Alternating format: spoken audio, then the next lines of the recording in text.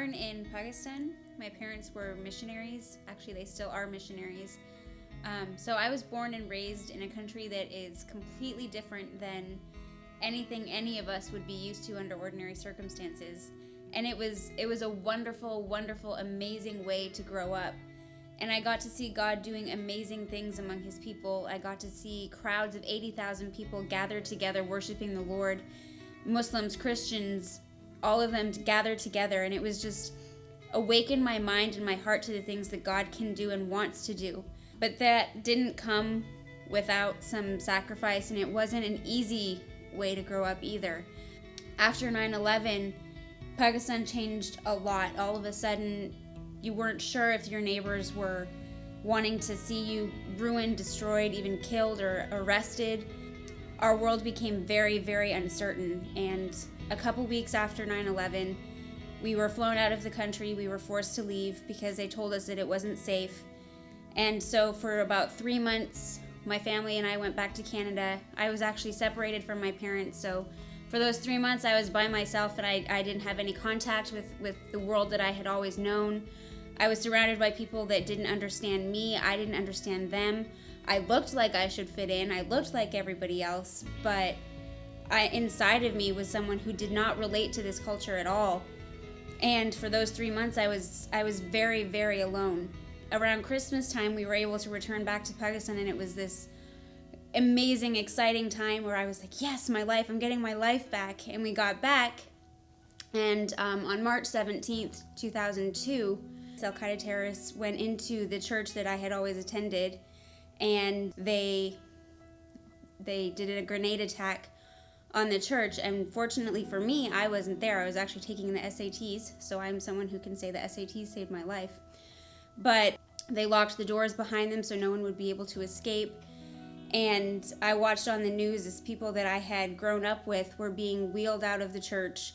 I saw one of my closest friend's shoes on the news and found out later that she had actually been killed as well. That was my last time in Pakistan.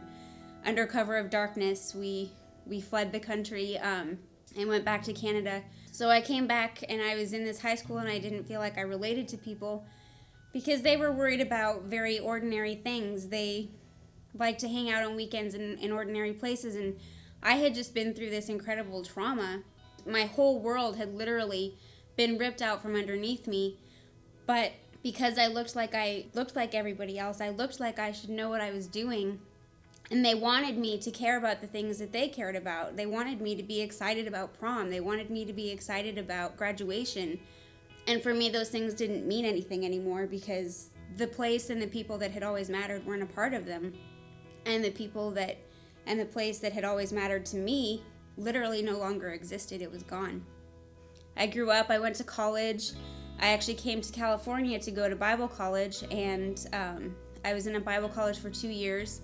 And then I went on to an accredited university so that I would be able to use education, because I really, with my experiences in Pakistan, saw the power of education and what a mind can conquer and do. And I wanted to be able to take those experiences that I've had and be able to share that with people. It's just amazing to me that God knew from the beginning exactly what he wanted me to do and exactly the path that he had planned for me. And here I am all these years later, and I'm living in Oakland, California, the most diverse city probably in America, in the most diverse neighborhood of the most diverse city in America.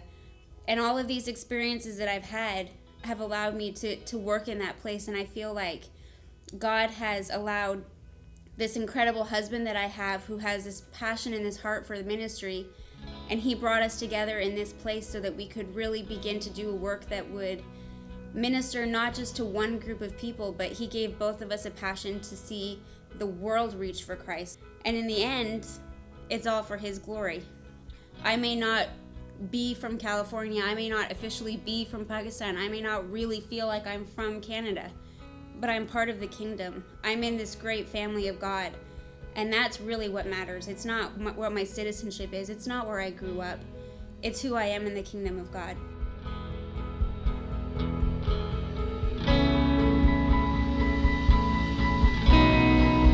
My name is Koel Acedo, and I am not of this world.